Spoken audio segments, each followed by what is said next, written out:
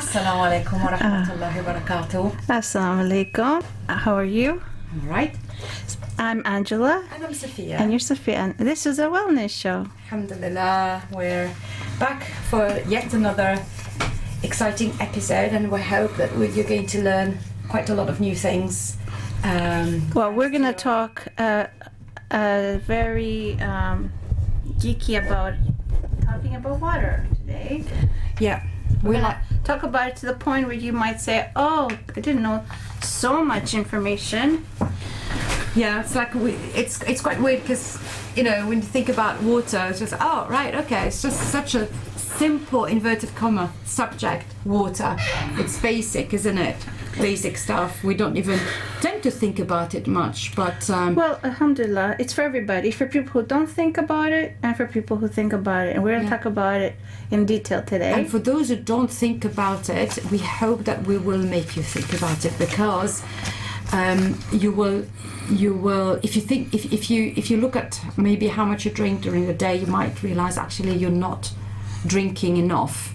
And there are a few ways for you to find out whether you do drink enough or not. But just to start off with, Angela, let's just run through a little bit about some little sciencey bits. Well, what's a common thing about drinking water is that the common recommendation is that we all drink 8-ounce glasses per day. Which is what? Which is about... It's sciencey, but there's more to it than that, right? What is a fact is that the so human 8 ounces body, a day is what? How many glasses? Like a small glass, typical glass. It's about... 8 ounces, if you think about the measuring cups, they're very small. So it's basically an ounce is 1 glass, isn't it? So it's 8 glasses a day spread throughout the day. 8 of those, though. Yeah. 8 glasses. I wouldn't be able to remember that. That would make drinking unbearable then, if I had to count. Yeah, I think the good way of doing it is just to have a bottle nearby. But anyway, we'll go through sort of tips as usual on how you can sort of, after we've explained everything, haven't we? Just so, as much as we know as Muslims that we're made from dirt, 60% clay, is made from water. True. Yeah, between 50 to 70% is water, and it needs pretty much all of it, because on a day-to-day basis, when we just a normal life, we constantly losing water, not just from sweat but urine, and then subtle leaks like moisture in your breath. Yeah, we don't think about that, but we actually do lose some of that moisture through breath. Under normal circumstances, you replace it when you drink and you eat, because a lot of, and we've talked about that in the past as well in all our different shows about nutrition, you do replenish your water levels just by eating food, especially things like cucumber and all of these salads. Waterlogged Most fruits and vegetables are full of water. So don't think like, if you're not drinking liters and liters every day, you're not getting the water. You do get water from other sources, but you just have to be a bit more specific about it.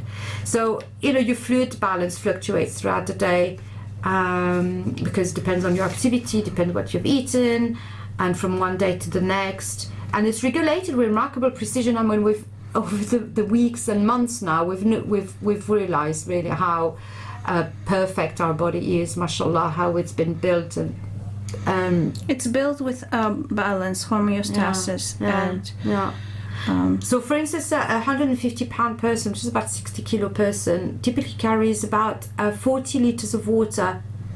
That is quite amazing when you think about it, but that can fluctuate a little bit, as if for us women, when we go through a menstrual cycle, we can add or subtract more than 2 liters of retained water, and you feel it, don't you? Like when a period is arriving, you feel a lot more bloated and swollen up.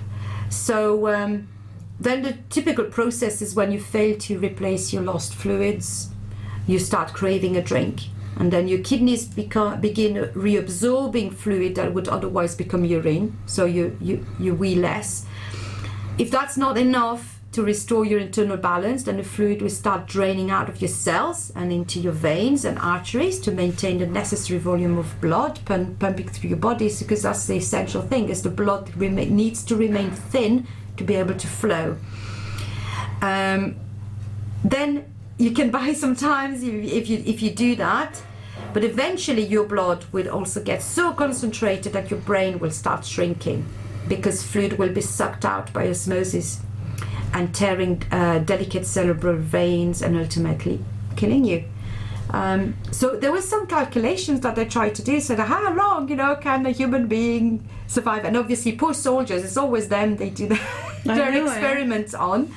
So in the US, they did some research in the wilderness, and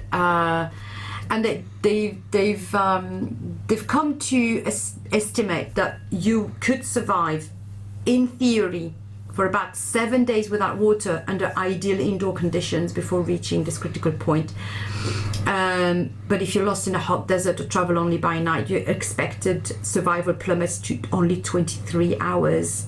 And if you travel during the day, it's 16 hours. However, there have been some exceptional circumstances where there was a man lost somewhere in South America, and he lasted a lot longer than that. I mean, the way they found him, he was basically, a shell, like a shadow of his former self. But he did survive. Can't remember how long, but a lot longer than that. And that was like really, really exceptional. Sometimes, the body can do things that you would just not expect it to be able to do, and also the will of Allah, like that man was not meant to die at that particular point. Yeah. So as simple as that. But generally, don't try and experiment on yourself, and Don't try this at home. no, exactly, don't try this at home. So basically, we've just established, as we all know, water is pretty much an essential part of life. So, Angela, what happens? Well, a few things. If you don't get enough there's water. some broad categories that water is needed for. The broad categories is one, it significantly affects your energy and your brain function. Mm-hmm. So basically you need that for. I'm gonna go over those quickly, and then we'll do more detail. So the other thing that it helps. May help prevent and treat headaches, which is the first thing I say to my kids when they have a headache, when they're heading to paracetamol. Yeah, you say, well, have you drunk? Yeah, usually? And good question. Exactly. It also may help relieve constipation. Mm-hmm. So that's another category it helps with. At the same time, it may help treat kidney stones. Mm-hmm. Alhamdulillah, I've never had to deal with that, but it does help according to research. And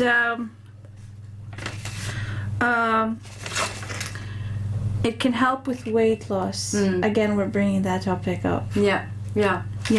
So back to it helping your energy levels and your brain function. You should know this with exercise and stuff, Safiya. We'll have a look at more details with water and exercise later on. Yeah, definitely. Studies show that even mild dehydration, such as the loss of 1 to 3% of your body weight, can impair many aspects of your brain function. In a study in young women, researchers found that fluid loss of 1.4% after exercise impaired both mood and concentration. It also increased the frequency of headaches. And that's a study they did. Another thing that happened was many members of this same research team conducted a similar study on young men. They found that the fluid loss of 1.6% was detrimental to working memory and increased feelings of anxiety and fatigue, which a lot of young people, especially boys, face these days. So what is it? Maybe they drink too much fizzy drinks. It has water in it, but then it has also diuretics. So that's the probably caffeine, yeah. Although again, think about caffeine as a like kind of inverted commas, not everyone agrees that it causes you to go to the loo more often and dehydrates you. It could be something else in the fizzy drinks. You know, just remember that the studies that are done, someone is paying for them. If there's no money to be made, there's no study to be made. Nobody's going to give you money to study things that are not going to benefit somebody down the road, like corporation or pharmaceutical companies. So of course we're not going to be able to know the answers. A lot of this information comes from personal anecdotal information, basically. Okay, so a fluid loss of 1 to 3% equals to about 1.5 to 4.5 pounds. To others, that's half a kilo to 2 kilos of body weight. For the person weighing 150 kilos, this can easily occur through normal daily activities, let alone during exercise or high heat. Some more studies with subjects ranging from children to older adults have shown that mild dehydration can impair mood, memory, and brain performance. And there's a fact: mild dehydration, a fluid loss of 1 to 3%, can impair energy levels, impair mood, and lead to major reductions in memory and brain performance. And how about this, that it helps prevent headaches, or treats headaches even. Dehydration can trigger headaches and migraines in some adults. Research has shown that a headache is one of the most common symptoms of dehydration. Yeah, I think you can feel it often. We'll talk about fasting quite a lot as well a bit later on, a bit more into details. But sometimes this can happen when you fast. You can feel it sort of a little bit, and it's often and again we'll give some tips on how to avoid that. Is you've not drunk enough in the rest of the time. A caveat about drinking water: if you've lost a lot of water from heat or other ways, when you drink water, you didn't just lose water, you also lost a lot of electrolytes. So like a sprinkle of baking soda or salt, of real salt, now we're not talking about the table salt, in your water, it will help you to your body to hold that water, because you don't want that situation where you're drinking the water and it comes out the other end, like, because it won't be absorbed. Yeah. Right.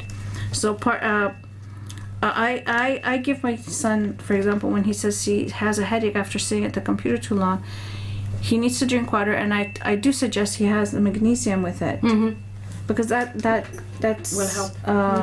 That helps with your headaches too. So. You lasted 25 minutes without like talking 15 about minutes magnesium. Without well, even that 15 minutes before you mentioned magnesium. It's such an important mineral, you guys. Yeah, but look, magnesium generally should be in the water we drink. If it's water that comes from a good source of mineral water. So, just so you guys know, the salt, pink salt or sea salt, they have magnesium in there. So that's one of the things. So salt, those kind of salts they're not just sodium. There's minerals, and one of them is the most important, magnesium, and you need to have salt that is curing and healing, and not just table salt just for the flavor of your food. Yeah. Okay. So thanks for pointing that out. I was going to say something, but anyways, so what's more, some studies have shown that drinking water can help relieve headaches in those who experience frequent headaches. Okay, that's from the studies. Okay, a study of 102 men found that drinking an additional 50 ounces of water per day resulted in significant improvements in migraine-specific quality of life scale, a scoring system for migraine systems. So that's like I don't know if anyone's heard of that, but they've used it to prove that it can help even with migraines. But I insist add magnesium. So repeat that, because I know quite a lot of people out here or out there listening would be suffering from migraines. So just in case you didn't get that, so they had an additional 102. So they had an additional 50 ounces, 1.5 liters of water basically per day. Right. Okay. So that's quite a lot. But additional to what? This is the thing. How much were they drinking before? This is not very clear. Yeah, well, from the study, but it shows that it's you don't have to drink like huge amount, but spread throughout the day. We'll explain again how and why you should do that. On the same study, they found that 47% of the men who drank more water reported headache improvement, while only 25% of the men in the control group reported this effect. However, not all studies agree, and researchers have concluded that because of the lack of high-quality studies, more research is needed to confirm how increasing hydration may help improve headache symptoms and decrease headache frequency. Mm-hmm. So, in other words, a fact that you can take away from this is drinking water may help reduce headaches and headache symptoms. However, more high-quality research is needed to confirm this potential benefit. In the meantime, guys, don't wait for a study to come out. Drink water when drink water when you have a headache, and see if you can add your experience to anecdotal information about it helping relieve headaches. Exactly. And so the next thing, a lot of people suffer from constipation. Definitely. Yeah, and then that's caused often by lack of movement. Yeah, and as you're going to tell us, lack of drinking water. But it's often linked actually, because you sit at the computer and you don't get up. Yeah, because as soon as you get up, sometimes right away you have to go to the bathroom. And you go and drink on the way as well. So you do need to drink water, and you do need to move.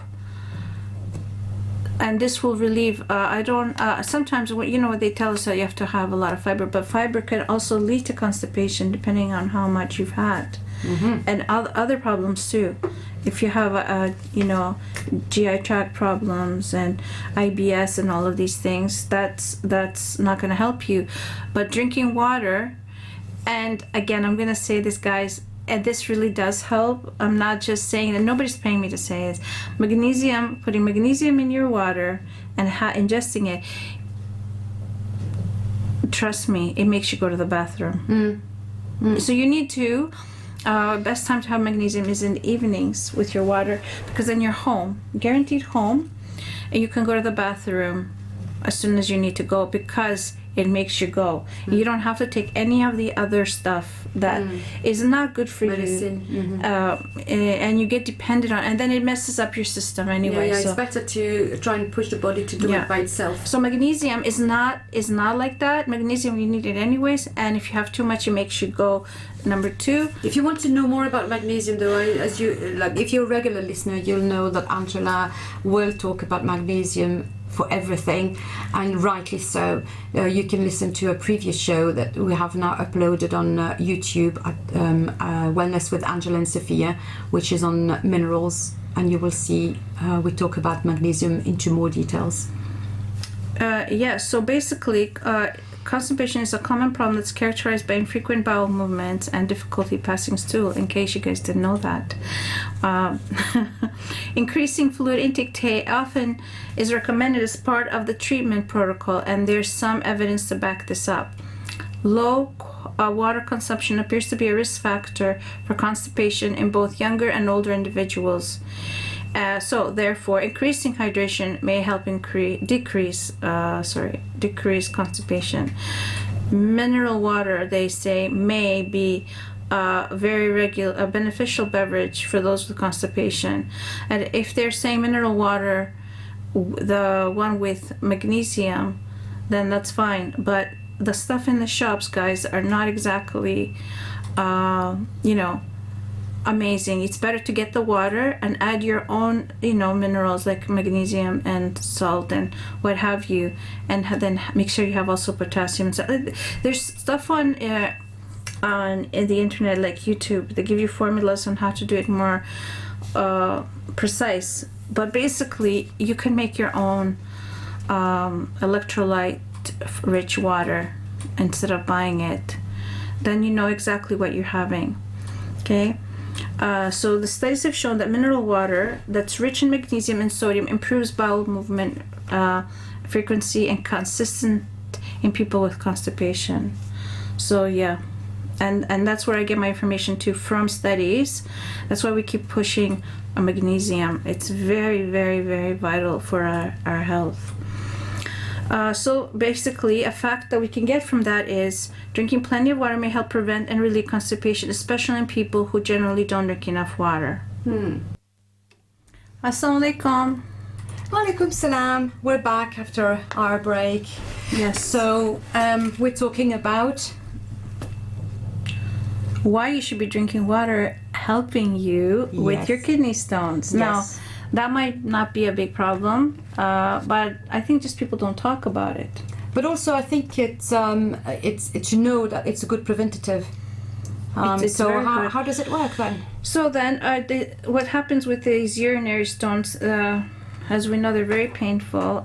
They're made up of mineral crystals that, like, just they get together, they grow, because there's not enough water. You're not drinking enough water to flush them out. And potentially, when they do try to come out, they hurt, even though they're very tiny. So drinking water, enough water, helps flush them out as when they're little, so then it doesn't have a buildup. Of course, there's other things that contribute to the kidney stones, but we're just talking about water now, so we'll talk about them at a different time in more detail. So there's limited evidence that the water intake can help prevent recurrence in people who have previously gotten kidney stones. So obviously, we're not going to say for sure, but it can't hurt to try, okay? Higher fluid intake increases the volume of urine passing through the kidneys. This dilutes the concentration of the minerals, so they're less likely to crystallize and form the clumps. Yeah, I suppose in some people that process is too fast for it to be just prevented by just increasing the water intake. But for most people who have maybe a normal functioning kidneys, then Well, I'd say it's drinkage something in helps. our diet that causes the clumping of the minerals and all of that. Definitely. But right now, the part of some part of the solution is that, but there's also another side of it. We'll talk about it at another date. Water may also help prevent the initial formation of the stones, but studies are required to confirm this. So, a fact is, increased water intake appears to decrease the risk of kidney stone formation. So this is Alas. another reason to make sure you drink enough. And one of our favorites, another favorite topics on this show is weight loss. A lot of us are interested in what to do, what tools to use to lose weight. So water is one of them. Okay, it helps with to lose weight. It's because the water can increase satiety. So like feeling full. And boost your metabolic rate. Yeah, so feeling full. I would say though, don't have it with your food. Have it water first, and then give it a bit of time, and then eat. And not all together, like, because then your stomach acid dilutes, and then it doesn't do the work it needs to do on the food. Yeah, so basically you recommend to drink what, sort of half an hour, 20 minutes before? Yeah. This is sunnah about drinking water and a bit of salt and then eating. Just like it opens it gets ready all your system, your digestive, And salt is very good for you on so many levels. So when we say salt, not teaspoons of it, just like a sprinkle of it in your water. Unless you already have water that is has got a high level of sodium, magnesium, etc., then you don't really need to add. But no, a lot of our tap water has been treated and has lost some of its properties. So back to this, some evidence suggests that increasing water intake can promote weight loss by slightly increasing your metabolism, which can increase the number of calories you burn on a daily basis. In 2013, there was a study done with 50 young women who were overweight, demonstrated that drinking an additional of 69.9 ounces, 500 mils in other words, of water 3 times per day before meals for 8 weeks led to significant reductions in body weight and body fat compared with a pre-study measurements. This is quite significant when you think about it. 500 milliliters is two. We were talking about standard size glasses. Yeah. So you drink 2 of those before every meal. No, 3 times a day. Yeah. Before a meal. They don't say how long before, so presumably it's like when you sit at the table or sit with your food ready, whatever, you drink a couple of those glasses.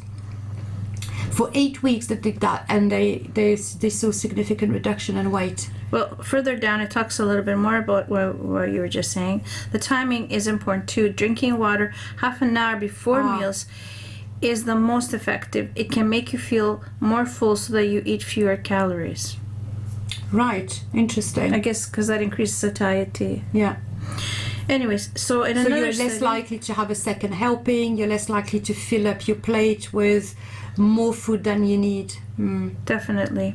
So in one study, dieters who drank 500 mils of water before meals lost 44% more weight over a period of 12 weeks than dieters who don't drink water with their meals. So that means the bottom line is that even mild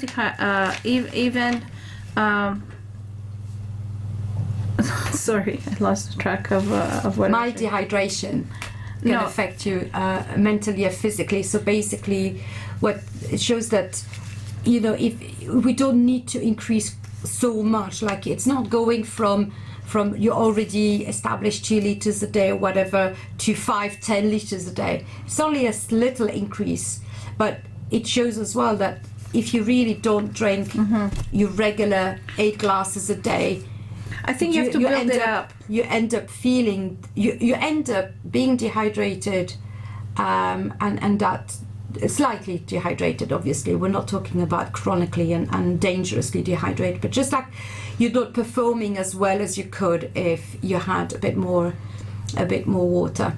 And that's interesting because I will talk in a few minutes after the news break, etc. I will talk about the physical aspect of things. And athletes, what they found with athletes, because there's some preconceived ideas that athletes have shown actually this is not the case in terms of the difference between, is your body dehydrated, are you thirsty, what is thirst, is it coming before dehydration or is it coming you feel thirsty after dehydration? So it's quite an interesting thing to look at, but what I'd like to just discuss a little bit before we finish that little section on the different things, I'd like to talk about incontinence, and we'll probably talk about it a bit later as well in more details. Yeah, it's very important to talk about it when you're talking about increasing there's this water. This fear that if you drink, it's like this is a bit related to weight loss as well. We think, for weight loss I shouldn't drink too much water because otherwise, you know, I will retain the water and I will be heavier, but this is not how it works, because again I will explain a bit later with physical exercise, the rate at which you absorb the water in your system is not actually, there's a moment where it just stops, so you can be drinking, it'll be sitting in your stomach, it will not be going anywhere and just eventually be evacuated. So drinking and incontinence, so this is a big fear, isn't it? That, I'm going to start drinking more, and not only will I need to go to the loo more often, which is good because you will see your urine becoming more diluted, generally a sign of dehydration, and you're not drinking enough, or mild dehydration, and you're not drinking enough, apart from, I will explain to you later, thirst, is that you see your urine becoming darker, thicker, smellier, because there's more concentration of the the name escape of that chemical that's in there, but the more you drink, you will see that your wee will become much more diluted, clearer, which is good. But obviously, yes, you know, in a sense, the more you drink, the more you will need to go to the loo, but it's not necessarily going to be like you need to go 10 times a day or 20 times a day. Yeah, excessively. It's just going to be a little bit extra, and your incontinence is linked with the muscles. And interestingly enough, if you don't drink enough, because your urine will sit in the bladder, become more concentrated in your bladder, this will cause more risk of incontinence. So it's not the fact that you drink more, you become more incontinent. It's actually you have not drunk enough, you've irritated your bladder, and you've caused all of the system to not work the way it should. Then you need to drink more so that the bladder can work better, and this is not going to cause incontinence. So you shouldn't really fear causing yourself incontinence if you drink more, but slowly your bladder will then work better, but also your muscles will get stronger, because there's also this ideas like, if I drink too much of my bladder, I need to. No, your muscles need to practice holding things in to be able to get stronger and more efficient. So by having something to do, this will make the system work better. Yeah. Holding, releasing, and obviously a lot of you women out there, you're listening and you've had children, or maybe you've had issues in your pelvic floor. You will have heard about the pelvic floor exercises, the Kegel exercises, where you squeeze your internal muscles. Again, in Pilates, I give that idea of you hold the muscle, you squeeze as if you needed to go to the bathroom, but you can't. And it's just like a little squeeze. And then you squeeze a bit more tightly inside your lower abdomen. And these are exercises you learn to basically squeeze at different intensities, release at different intensities, gradually, which basically is just a workout for your internal muscles. Well, if you want to see how that works, there on YouTube there's plenty of videos. Definitely. That you can watch. Very, very. Having strong glutes. Glutes are the big muscles in your bum, which hold you, and they're part of the core system. They're part as well of your pelvic floor. So having strong glutes will help you as well control your incontinence. So you have exercises in the pelvic floor exercises that include exercises for the glutes, and they're quite essential. So the more you practice these muscles to contract and relax. Relaxing phase is really important, because it's like the pelvic floor is like a net that holds all your organs inside. And so if they're constantly tightened and contracted, they lose their elasticity, and at the same time, if they're always constantly relaxed and not used, they lose their elasticity. So you have to have both contraction and release. So I hope we've kind of encouraged you to drink without worrying. I think we can be here for the whole afternoon talking about water. It's essential to life. Of course, ultimately. Of course, there's so much beautiful information about water. So yeah, we had a quite good look at the different effects of drinking enough water. So we said, to round up, at least 8 glasses, like standard size glasses of water, and that it's useful to have water before you meal, half an hour before you meal, 1 or 2 of those glasses. And you said also if when you have headaches, drink water, and ideally make sure it has enough minerals. So there was we'll talk at the end what's good sources of water and what sort of water you should be drinking. But obviously my particular interest is physical exercise, because when you start doing any type of exercise, you do feel thirsty, and everybody's got their, when they drink their water now, obviously. And you have now for the last 30 years there's been a huge increase in branded sports water, sports drinks, whatever. And do you really need them? Short answer, no. But you do need something, but they have water. Too much sugar in them and additives. Exactly. And what kind of do they have enough minerals? And also it's kind of based on dubious studies, or actually misinterpreted studies. So the question would be, how much should I drink to avoid dehydration during exercise?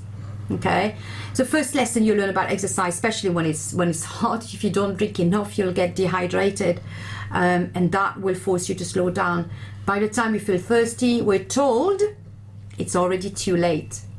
But there are now studies that shows that actually you will have to turn this on its head. And there's a particular researcher called Tim Noakes. He's reached an alternative conclusion. He says that it's not being dehydrated that actually slows you down, but rather it's letting yourself get thirsty that signals to your brain to put the brakes on. So basically, he said that the idea that drinking according to thirst isn't enough to replenish your sweat losses. Well, no, that's actually not what he said. This research shows that you shouldn't just listen to your thirst. You should drink more than what you thirst. So even if you're not thirsty, you should drink. Okay. And there was a study very interesting though done by the Gatorade Sports Science. So Gatorade, actually, I'm mentioning the brand name because it's originally it was a guy, I think it was called Gate something. He was called in by a sports club somewhere in America, and they were not really performing very well. I think it was American football or something, and they were not performing really, really well. And he just kind of concocted some form of drink, which we talked about earlier, the electrolytes. He just added electrolytes, which is some sodium, potassium, magnesium, some of these to plain water. And wow, lo and behold, the performance increased. So obviously then he made the multi-billion empire that it is, and he spurred this new fashion of having sports drink and thinking I can't do sports if I don't have a sports drink. But basically they found that experienced runners who were allowed to drink as much as they wanted during a 75-minute run replaced only about 30% of the fluid they lost by sweating. And so the conclusion was, from their scientists, that we should plan to drink much more than thirst alone dictates. But Tim Noakes disputes this interpretation. He actually even says, probably quite rightly so, that he's got a book called Waterlogged. He accused most of the world's leading hydration researchers, including former colleagues and collaborators, of selling out to the commercial interest of sports drink makers. That's quite an accusation, but to be honest, from all the studies we keep on reading everywhere, it is, and sometimes we read then the contrary. A lot of researchers are not independent, really. So basically, it's come from an initial study that was that was linking dehydration with impaired performance, and it dates back from World War II. They again, these poor U.S. military forces. They go through a lot. Just for the sake of science. They gave these military forces fighting in the desert or jungle conditions an edge over their enemies. So they wanted to find ways of doing that. So there's been a lot of studies since then that show that if you dehydrate someone, their exercise performance will suffer. Okay, and similarly, when subjects aren't allowed to drink during prolonged exercise, their performance is decreased. Okay, you think that's quite a normal thing, and you can understand that, right? You can't drink, therefore you can't function properly. So they concluded that sweating. So then they measured the level of sweat and how much they'd lost, etc.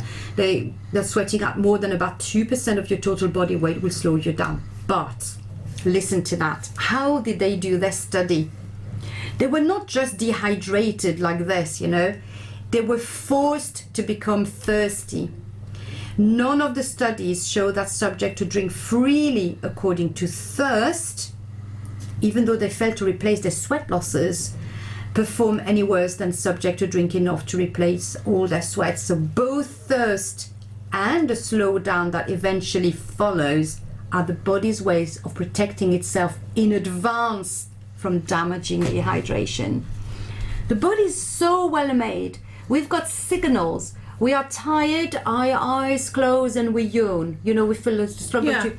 This is before the brain would switch off from total exhaustion because we've not slept for 3 days. Yeah. This is like a normal after 12 hours of being awake or 14 hours of being awake. So it's the same with hydration. The body's not going to go to a point where it's totally dehydrated and causing you damage before it sends you a signal that you can feel. It forces that you need to have water somehow. Remember, that's a kind of having an alarm on your phone, and you need to take medication, or you need to do something on a regular basis. Yeah. You know, like now we have the fit, you know, the smart watches, and it vibrates when you've not done your 250 steps Oh, for it the tells hour. me to get up and stretch, So- get up and walk. Exactly. So this is the same. This is how the body functions. This is why we feel thirst, not because we've reached a point where it's actually, it's very dangerous. You've reached dehydration. We are far, far, far before that point Alhamdulillah. when thirst comes in. So what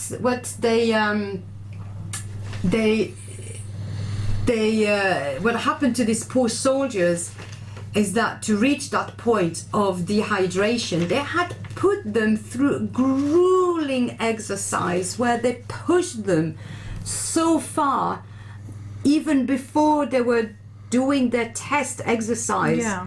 They were exhausted, they were thirsty, they were hot, they were annoyed. No wonder why they didn't perform very well during the test afterwards about dehydration.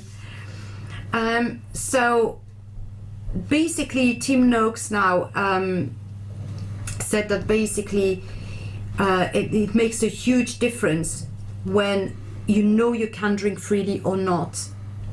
And then afterwards, doesn't matter what happens, in a sense, you can drink a lot or not a lot. It depends on your body, it depends on what you do, etc. But to know you can drink when you need to is the key element. So, for instance, they did a test with some subject where they had to do a 50-mile cycling trial. When they knew they wouldn't be able to drink freely, the subject biked more slowly right from the start of the trial. They were basically pacing themselves long before any physical effects of dehydration could have had an impact. So Tim Noakes has got this idea of a central governor. That's his theory. It's basically the brain kind of, how it all functions. The brain monitors signal from various parts of the body with the goal of reducing exercise intensity before the body is in any danger of damaging itself long term.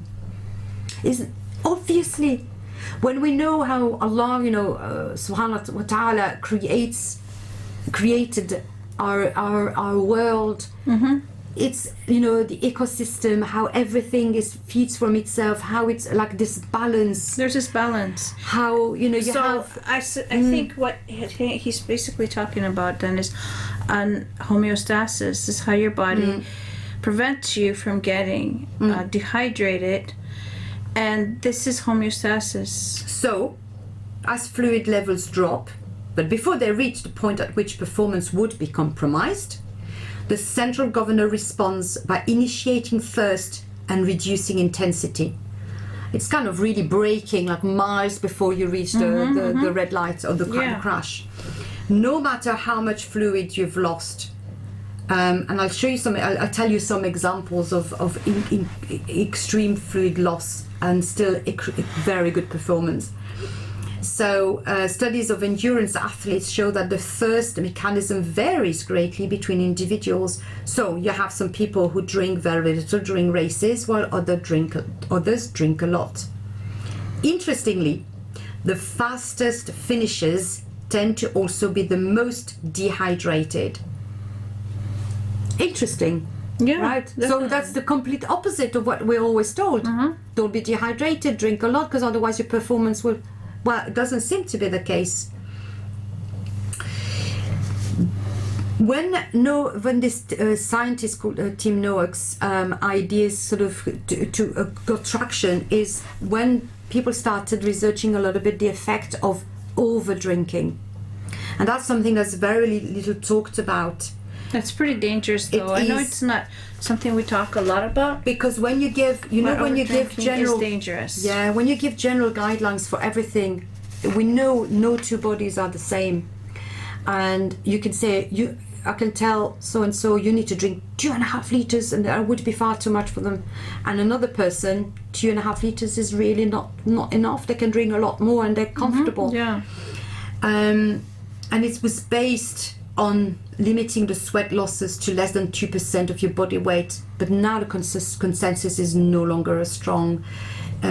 So basically, Tim Noakes has got this very basic advice, which he actually published in an article in the Medicine and Science in Sports and Exercise. Drink according to the dictates of thirst. If you are thirsty, drink. If not, do not. All the rest is detail. Perfect. Yeah. Just listen to your body. Drinking every day blindly liters and liters of water for no reason. But don't ignore that sign. Yeah. Don't ignore it. But don't think that's it. Oh my God, it's too late. No, it's not too late. That's the first signal. Just relax. Go and drink something. That's all you need to do. So is it possible to hydrate too much? I say yes. Yes, indeed. I've heard of cases upon cases of people who are doing especially marathons, over drinking and causing exactly themselves to die. Exactly, because they were drinking, not listening to their body. They were drinking according to what they were told to drink, and so they were basically, as Tim Noakes used that word, waterlogging their body. So it's a condition called hyponatremia, which is basically in layman terms, it dilutes your sodium. your sodium levels in your cells. Exactly. And it causes you to die. Exactly. So it's basically in layman terms, we're going to call it water intoxication. So simply put, you can drink so much that the levels of sodium in your blood were diluted, causing dangerous and in some cases fatal swelling of the brain. So over the last decades, medical directors at major marathons have sounded the alert about the dangers of over drinking. Obviously, it can happen in any circumstances. There are some cases where people were just drinking, not going to the loo, and just accumulating so much water in the body.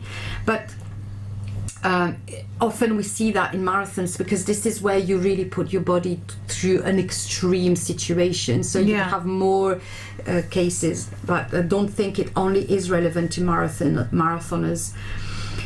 They had about a dozen deaths at running races attributed to hyponatremia since the condition was first identified in an ultra marathon in South Africa in 1981. And because the condition was so obscure, medical teams often mistook the symptoms for dehydration and pumped more fluids into the body, making guaranteed. It worse. So thank God we can say, the knowledge has improved. So so basically this is in one summarizes that basically it's so diluted in your body, it's sodium, that your body cannot function properly, and then your brain swells. So they did some tests. They love studies, and we love studies because they really do prove our point, don't they? So there was University of London did a trial in a study in 2006 in the London Marathon, and they tested the blood samples before the race and after the race of 88 volunteers. So to their surprise, 11 of the volunteers, so 12.5%, developed asymptomatic water intoxication, hyponatremia, as indicated by abnormally low sodium levels. And this was a particularly high number considering the cool and wet conditions. It wasn't like hot in London, which generally you would say, okay, it was hot, they had to drink a lot. But no, it was not particular conditions where you would think that people would drink a lot. So as expected, the runners who developed water intoxication drank more frequently during the race, typically every mile, compared with those who stayed healthy, typically every 2 miles. None of the runners in the study suffered any ill effects, but the high prevalence of low sodium levels suggested that many runners are still aiming to drink as much as possible along the route. So basically with the idea, I'm running, I'm doing an exercise, I'm pushing myself, I need to drink, I need to stay hydrated. rather than I'm going to drink when I'm really thirsty, because especially in marathons, they have water stations like all over the place. You don't have to constantly. like stress about it. It will be different if you go and do 100-mile in the countryside, you know, in like those trail runs. And there's no water stations. Exactly. You need to be a bit more clever about things in those circumstances. And those who take more than 4 hours to complete a marathon are thought to be at higher risk because they have more time to ingest water, so they're more likely to drink more water and ingest it. So even though sports drinks have sodium in them, there's no evidence that they're less likely to cause hyponatremia. So the best solution is simply to avoid drinking too much. No more than about 8 ounces every 20 minutes. 8 ounces, as we know now, is 2 liters. Yeah. So No, 8 ounces is not 2 No. liters. 8 ounces. 8 ounces is like a glass. Oh, sorry. Yeah, of course. And yeah, it was 8 times rather. Yeah. So yeah, 250 milliliters. I had the number 8 from your drinking 8 glasses. Look, listen, I'm still French, okay? So ounces and pounds are still a bit muddled in my head. I don't really like dealing in ounces either. But that's about that's basically a small glass. Every 20 minutes, according to some experts. Or, according to others like Tim Noakes, only when you're thirsty. So just listen, again, to your body. Yeah, so I was explaining basically thirst is what determines the moment when you should drink. From studies basically, and you should not necessarily drink because you're told to drink or because you haven't decided that every few half an hour, every few hour, whatever you need to drink. We're basically talk 8 glasses of 8 ounce glasses. That's the main information. Yeah. And basically that's something you take with a grain of salt. You have to drink. It's better to drink water when you're thirsty. This is an interesting pun. Take it with a grain of salt. Add a little bit of salt, rock salt or sea salt. Pink salt, sea salt. A little bit, obviously. Pinch. Remember that anything we advise you should not, if you need to change anything from your usual habits, or if you have particular condition and you're under medication, please talk to your doctor first. Don't take it from us. So there was an interesting thing as well, you know, in all of these studies. They did some tests on cyclists, different things. So they made them dehydrated, they rehydrated them with fluids down directly through their arm. They rehydrated them through swishing water in their mouth, or they gave them a little bit of water just to swallow. Not enough, you know. The swallowing the water would be like just a few sips. Not enough to really, if they were dehydrated, to replenish the whole body from whatever.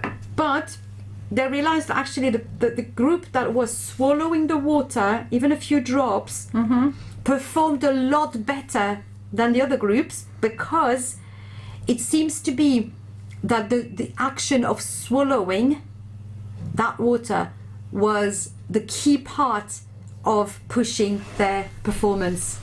Not the fact that it was a lot of water, not the fact that it was high in sodium in their blood, etc. So it's really interesting, and I just find this fascinating, to be honest, how the body is just tuned like this, like so fine. It's amazing. And that's everything why has a purpose.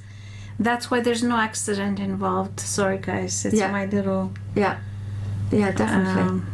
Nudge into that. How do you say it's an accident? The whole system. It's not a coincidence. It all works like really. Nothing works without planning. Nothing works like clockwork and so balanced. So obviously, we can talk about high performance athletes, which I like to talk about them because we learn so much from them. They that take we can it to the then next level. Yeah, then from them. Like this poor US soldier and army soldiers that are so many experiments are done and studies, just like, oh, here's a group of young men we can test on. That's a good point as well. We're talking about men, so remember, as women we can be a little bit different as well, and sometimes dramatically different from what the studies say because of our hormones. Because of our hormones. But basically, there's one who many of you might be familiar with. He's called Gebre Selassie, Haile Gebre Selassie. He's Very interesting case. very, mashallah. very famous Ethiopian marathoner, and absolutely amazing guy, mashallah. He's in September 2007, he surged to a new world record of 2 hours and 4 minutes at the Berlin Marathon.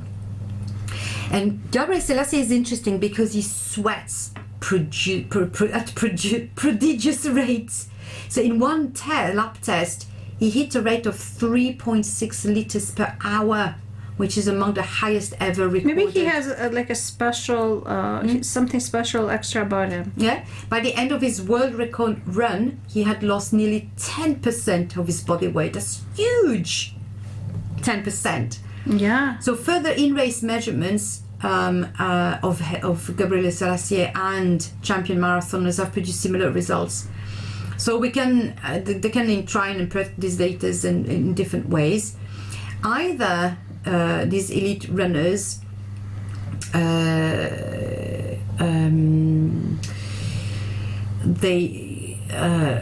either the elite runner whose world record made him the fastest swimmer ever, run slower than they should because they failed to adhere to the basic hydration advice, all that, and they could improve, or else the familiar advice is wrong. So basically there's some scientist, one of them is called Armstrong.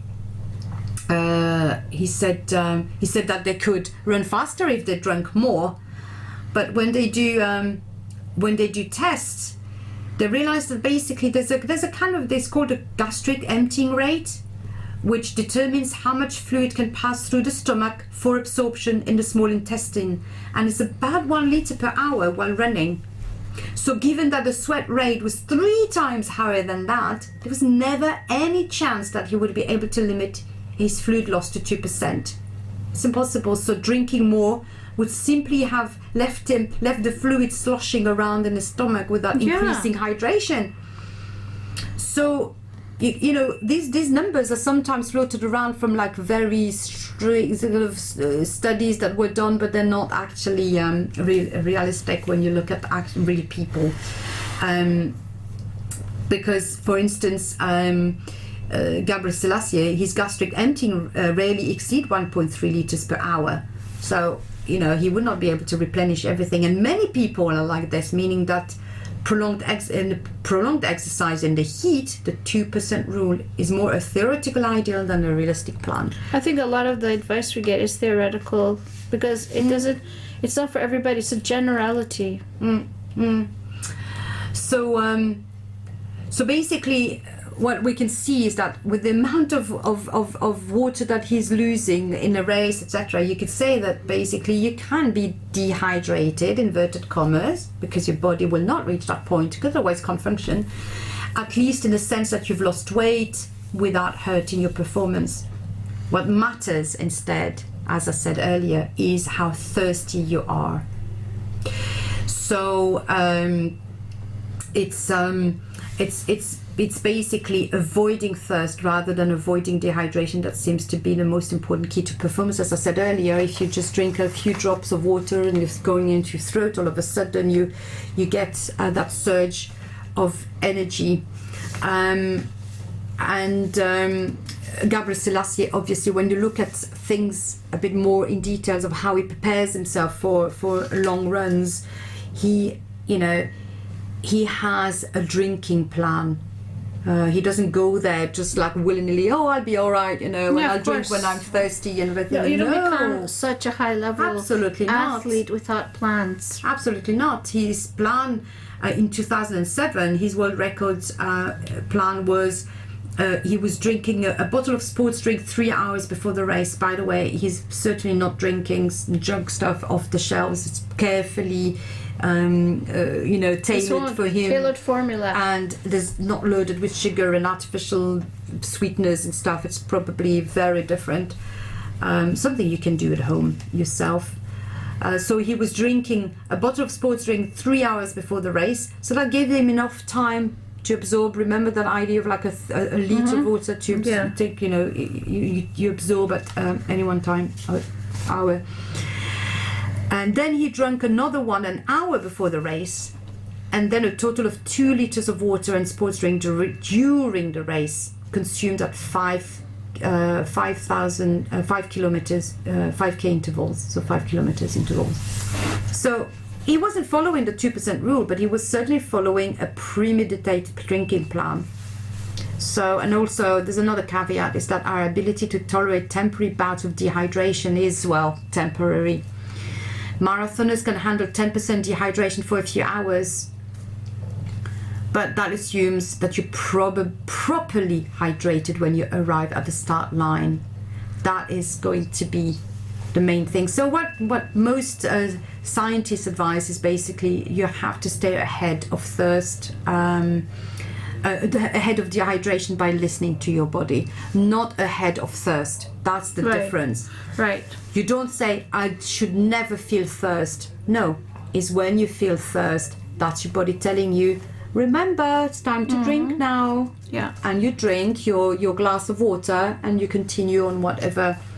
It's a bit like, when we, try to not snack throughout the day. It's like, oh, I'm starting to feel hungry. Okay, so now it's time, my body's telling me it's been a long time without food. Now you can have a bit of food now, rather than constantly eating and never feeling a little bit hunger.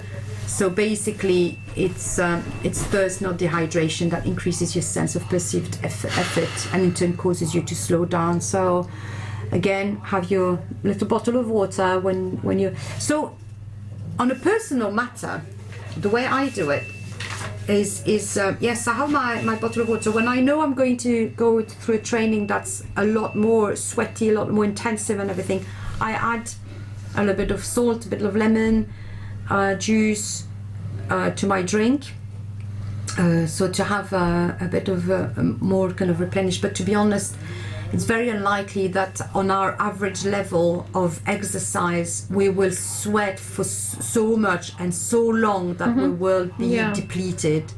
If we have eaten normally during the day and we have drunk normally during the day, you can sweat a lot in an hour and you're not going to be depleted. The only thing I would say is people who are beginning on a keto diet, low carb diet, they lose a lot of liquids that way. Yeah. And they do have to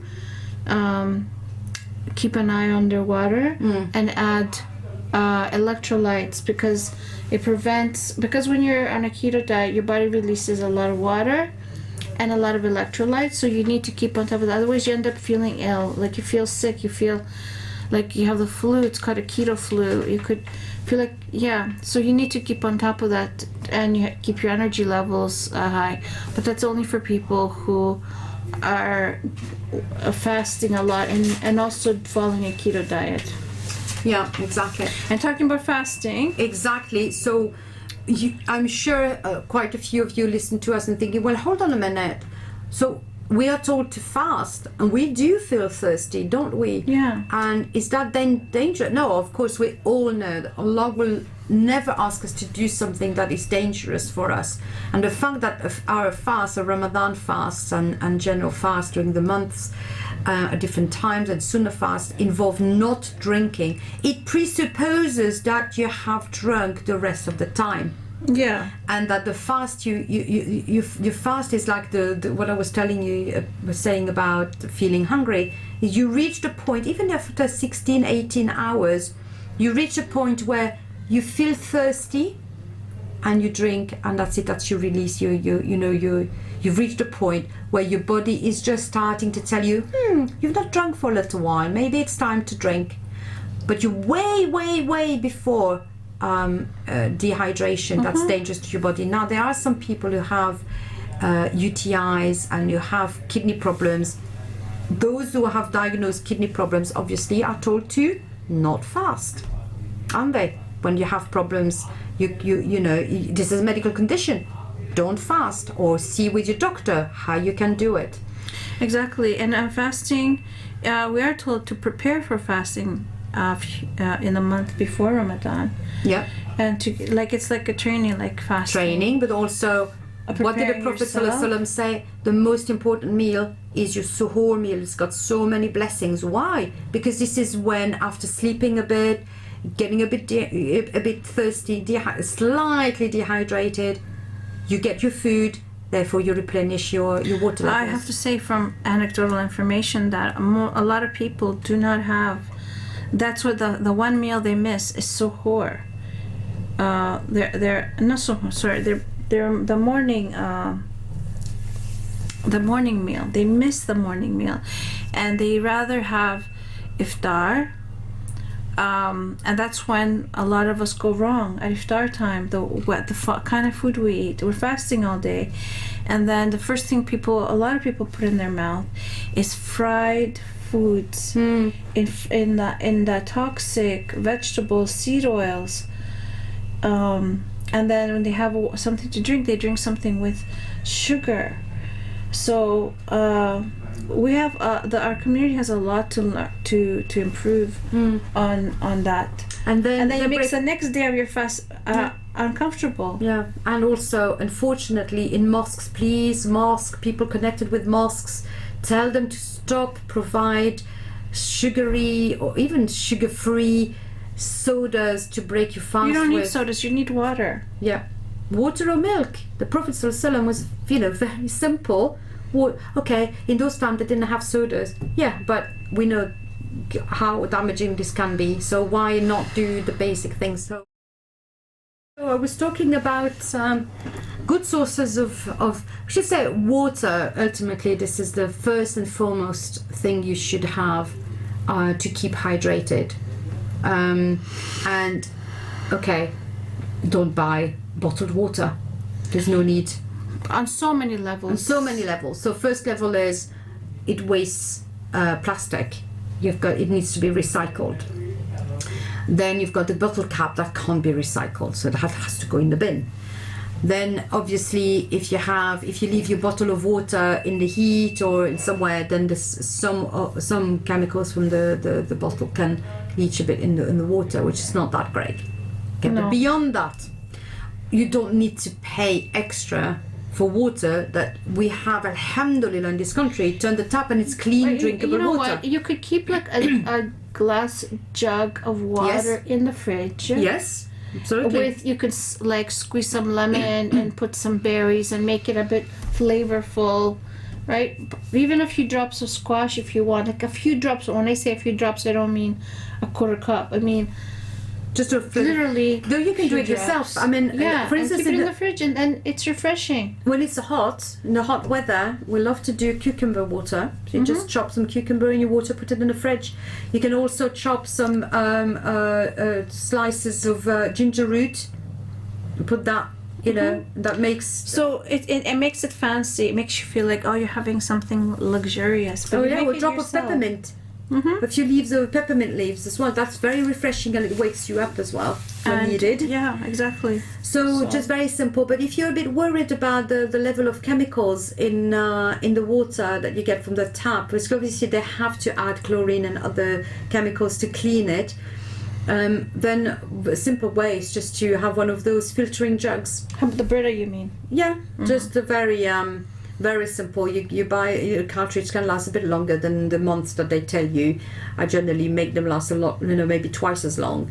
But the taste is different. You do, especially in Manchester, I find that it does have a bit of a strong chlorine taste, and filtering it just removes it completely. There's other more complex, more expensive systems where the water goes through a complex system of going through minerals to re-inject minerals into the water and make them even more nourishing. But Angela, you've got the solution as well. You can just add a couple of drops of magnesium oil or magnesium liquid. Yeah, if you buy your magnesium into the water, and that makes it it tastes a little bit harder. We say hard. It's kind of more metallic because it's got the magnesium, but it's quite nice actually. You get used to it. I have it with squeeze of lemon juice. It's perfect because the acidity and the saltiness of the magnesium or the salt balances it out. So that's what I have every morning, and I find this very very satisfying and very refreshing when you know, after sleeping and not drinking in the night, you wake up, you have that. It's quite good. So basically, don't worry about anything fancy. Now, as I said earlier, if you're going to do a lot of heavy exercise, or if you're preparing for a 5K or 10K or something, then you might want to think about, as we said earlier, adding some electrolytes to keep you going. But make sure you're just generally well hydrated. And that's it, really. I mean, remember, if you drink milk, if you drink plant-based milk drinks like almond or oats drink or soya drink, then this is also hydrating. Any tea or coffee, that's part of your drinking quantities. But remember, some of it, obviously, there's some controversy about whether caffeine is a diuretic or not. But that is also part of how much you drink, because there is water in there. Especially in this country, most of us drink coffee and tea with milk in there, so there will be extra water intake there. So yeah, there's lots of ways, and to be honest, it's not complicated. But remember, there's basically the takeout from this show is thirst isn't the last part before you are, telling you'll reach the end and you're very dehydrated. No, it's actually the first signal that the body sends you. Yeah, and make sure you drink. Remember, it's a little alarm on your phone or on your watch to tell you time to drink, like it is time to move or time to do whatever, time to pray. That just means ring ring, time to drink something. So don't ignore it. That's the basic thing. You feel thirsty, don't ignore it. Go and drink. That's about it, really, that we can say. Angela, you want to say anything else? Maybe, yes, we were saying about fasting, the time of fasting. What would you recommend when we're fasting? Because people fast in all sorts of times. It's not just Ramadan. Well, maybe some of us are going to catch up with our missed fasts. The best way to have a good fast is what you eat before you start fasting, the day before. So, for example, when you break your fast, make sure, I should say things that you shouldn't be having. I know it's tempting because you've been fasting, but having fried foods is one of the worst things you can have to break your fast. You break with water. If you've been fasting all day, sprinkle it with a little bit of pink salt, or, and some lemon so you can drink. Okay, and you can have like some nice, delicious salad or something. You can also have, but if it's for breakfast, obviously I would recommend having an omelette, an egg salad, anything to any protein. And remember, if you add cucumber and lettuce and everything, you get extra hydration. Exactly. That's why we talk about food for fasting. It's not just about not feeling hungry. All that food will give you hydration. So I would say some salad, some cucumbers, some nice tomatoes, fruit that are not high in sugar. Like, don't have mangoes first thing in the morning. Yeah. Have your berries, your yogurt, right? And then it will make your day of fasting easier. But make sure when you drink water, you don't overdo it, but make sure you drink some, and make sure you have something at suhoor. Yeah. When you're fasting, make sure you have some water first. That's a fantastic way to finish our show on water. Inshallah, I hope you found it interesting and some new interesting topic to cover. And we're looking forward to coming back next week. Hopefully, inshallah, if all goes well, we will be talking about the menopause. So tune in, ladies and gents, because you need to understand. This is a very important topic. The women in your lives, you need to understand what goes on. Right, so inshallah, we'll shall leave you, and hopefully you'll have a blessed day. Have a good week. Assalamu alaikum. Wa alaikum salam.